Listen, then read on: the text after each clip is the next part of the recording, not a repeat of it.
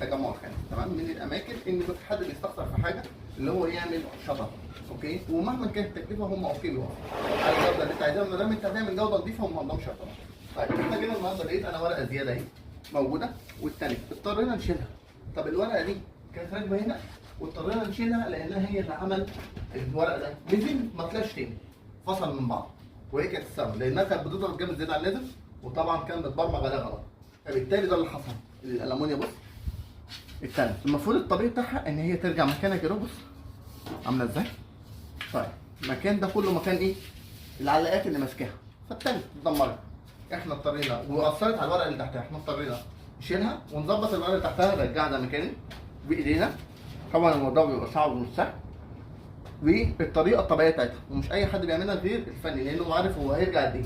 انت ممكن تقفلها ما تعرفش تعمل الفكره خالص، ولا ما ينفعش تحطها تاني. بس سلام عليكم.